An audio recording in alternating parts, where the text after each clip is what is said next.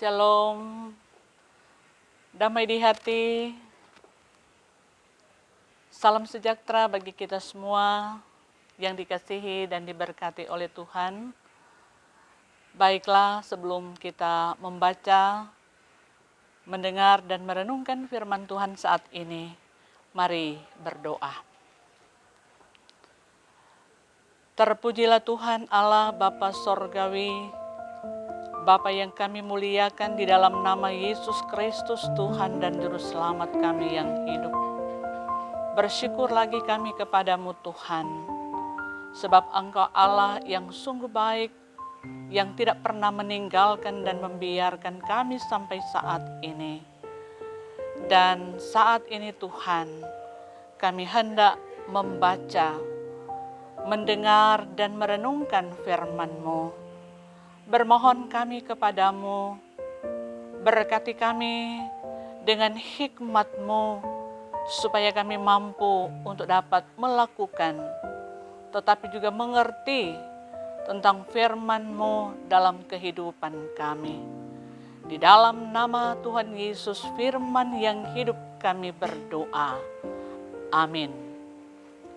Saudaraku yang diberkati dan dikasihi oleh Tuhan, marilah kita membaca yang saya ambil dalam kitab Kudus Perjanjian Baru, yakni dalam kitab surat Efesus pasalnya yang keempat, ayatnya yang ke-15, berkata demikian.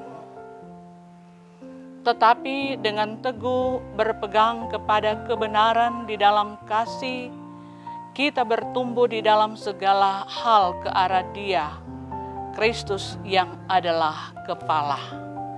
Demikian firman Tuhan.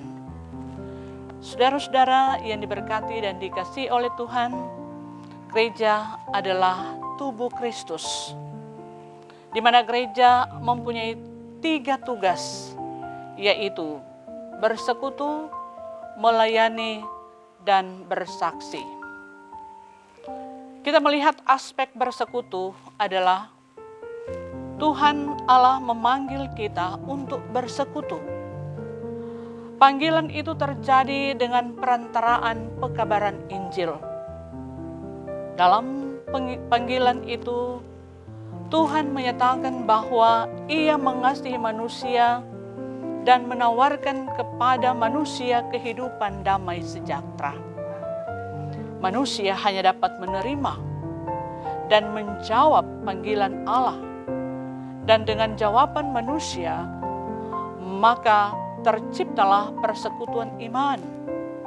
Orang-orang percaya yang menyembah, memuji-muji, dan mengungkapkan perbuatan-perbuatan Allah yang besar. Selanjutnya aspek pelayanan. Gereja terpanggil memberitakan Injil dengan perkataan dan perbuatan.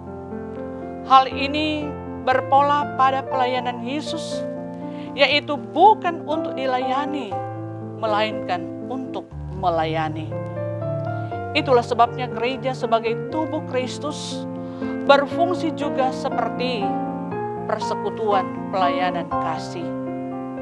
Pelayanan kasih diwujud nyatakan dalam berbagai bentuk, yaitu pelayanan berbagi berkat, yaitu pelayanan untuk orang yang miskin, untuk janda, duda, yatim piatu, tetapi juga orang sakit. Aspek yang ketiga adalah kesaksian. Gereja terpanggil untuk bersaksi, yaitu untuk memberitakan Injil Yesus Kristus. Injil Yesus Kristus berisi damai sejahtera atau shalom untuk semua orang atau segala bangsa. Jadi bukan saja kepada segelintir orang, tetapi juga disampaikan Injil itu ke ujung bumi dan sampai pada akhir zaman.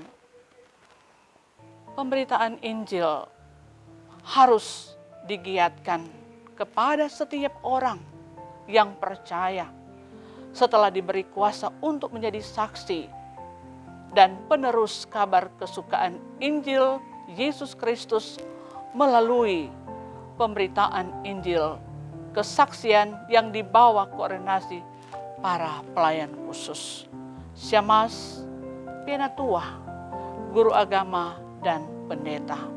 Maka gereja sampai pada kesaksian iman dan pengetahuan yang benar tentang anak Allah, kedewasaan penuh dan tingkat pertumbuhan yang sesuai dengan kehendak Kristus.